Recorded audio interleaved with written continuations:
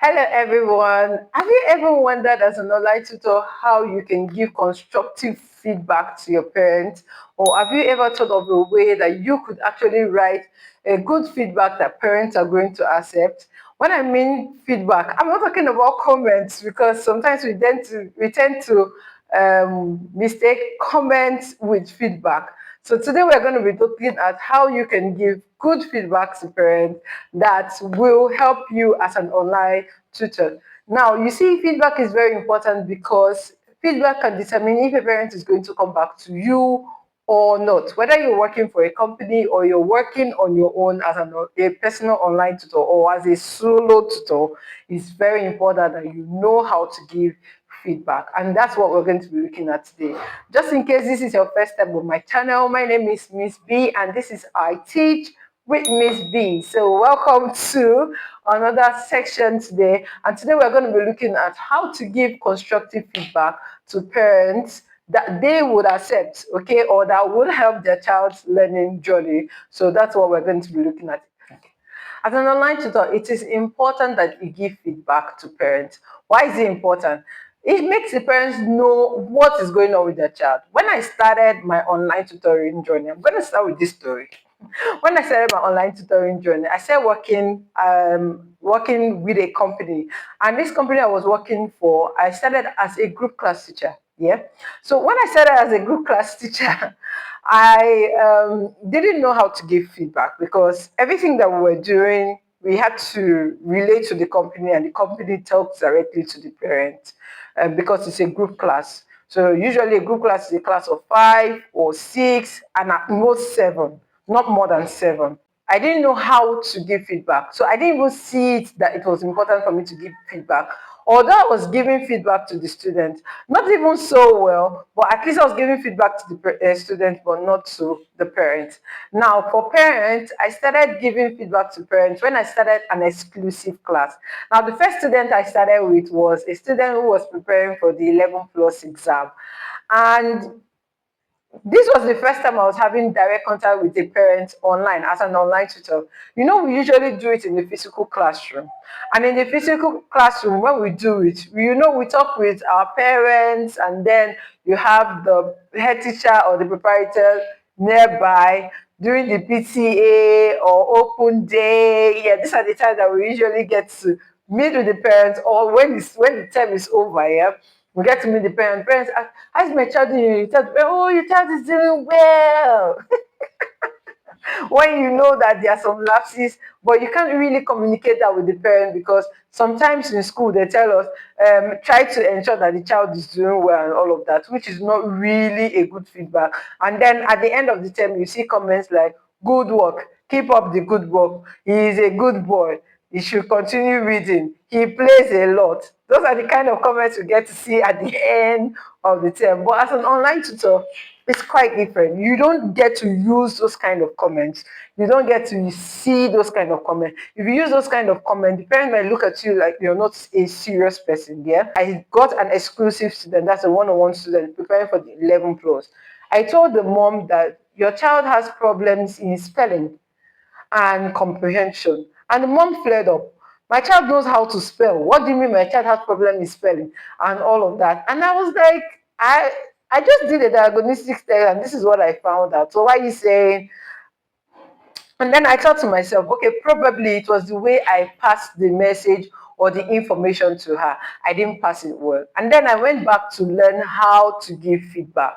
Yes, I did go back to learn how to give feedback. So I learned on YouTube, I checked how people send feedback and all of that. And then that was how I was able to give a constructive feedback. So after I had taught this girl for 2 weeks, I reached out to the mom again and I said, okay, this is what I noticed. Your child can spell words that are like singular plural words, words that do not have prefixes and suffixes. She knows how to spell them.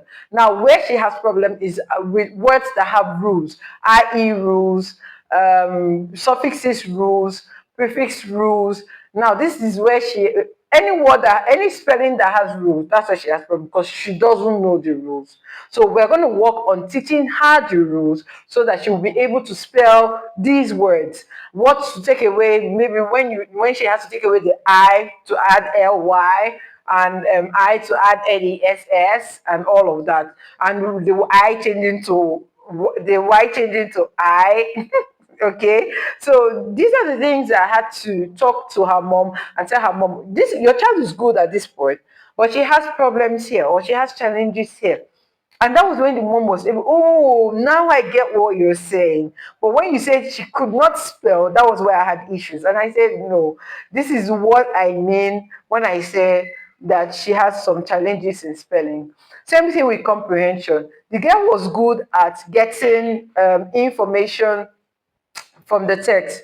What, because it says in the text this, but what she had issues were with implied meanings, where you have to think of your answers and give good educated guesses in the text, or as evidence in her writing. So these are the areas where she had issues.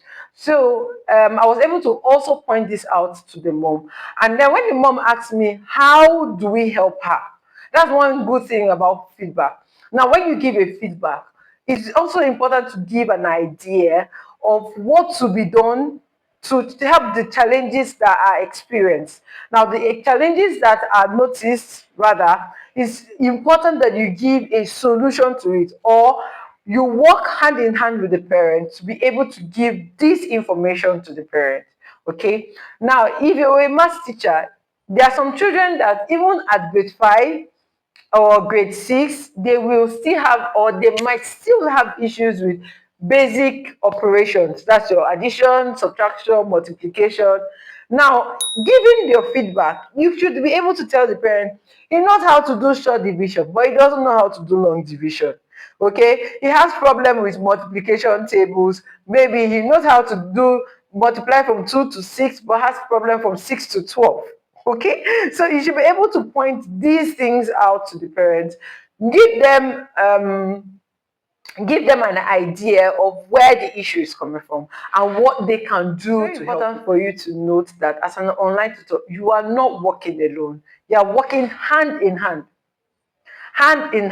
with the parents. Okay, so if you don't give feedback, the parents will not know where their children are at. They will just feel like they're throwing money, and the next thing you see, they'll tell you that they've stopped doing the lessons. They are no longer interested again because they are not being informed, or they are not being communicated to about where the child is at and all of that. That is why it is usually very important that at the beginning of your sessions with any child, ask the parents for their goals.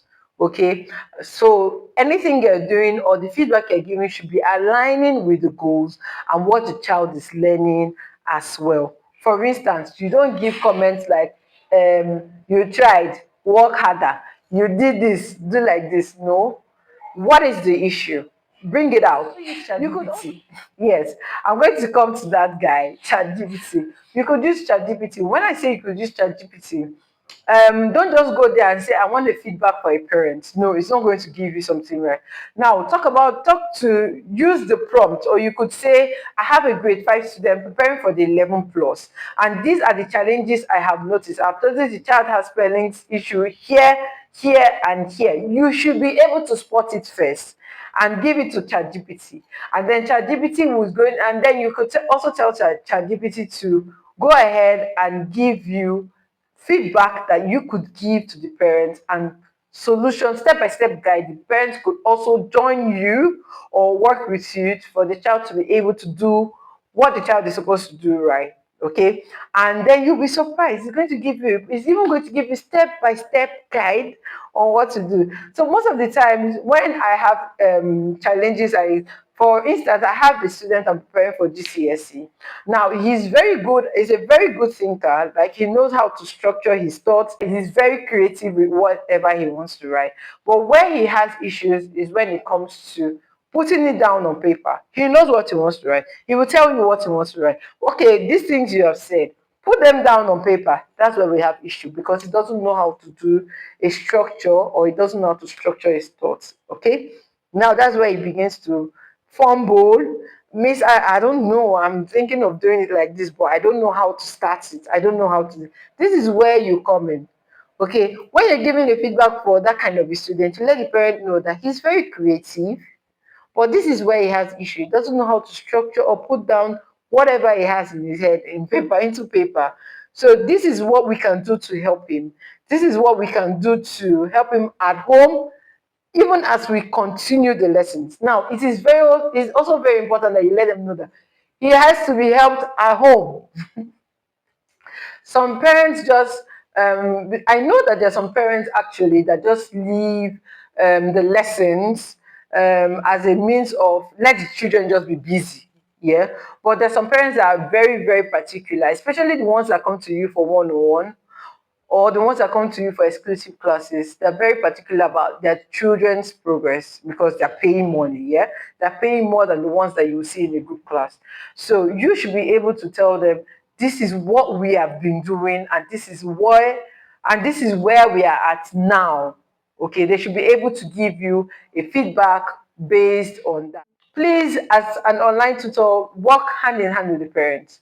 Do not do it alone and then leave it. It's even best, I would say, it's best to give a bi-weekly report, or after every lesson, you let the parent know that we're done with today's lesson. This is what we did. This was what she was able to do right. This was what she was not able to do right or get. And then this is the homework that was given. Please encourage her to do the homework at home. Now, that means you are involving the parents into what the child is doing. Okay? You're involving the parents into what the child is doing to ensure that the child does it well. And then you guys move on from there. So I usually advise is either you give a weekly report, a bi-weekly report, or a monthly report. A monthly is also efficient, but when it comes to crucial exams, exam students like SAT 11 plus, it's important that you give weekly feedback. Okay, this is where we are, this is what we learned, and all of this. So the parents can align this to the goals which they had told you earlier. Okay, so just in case this is your first time here, I hope you've learned something new that you're going to use working with parents. Like I said, feedback is very, very important. Feedback tells a parent if you're a serious teacher or not, or if you're a teacher that is just there to eat their money. And that's when I started giving feedback to parents, and then I noticed that the way I started, or the way I gave the feedback, was something that made the parent withdraw until I had to give a constructive feedback. So it is important that you give constructive feedback to parents for every time that you're giving them a feedback, even for students. For students, we're going to talk about that in another video. For students, if you're giving students feedback, don't just say you tried.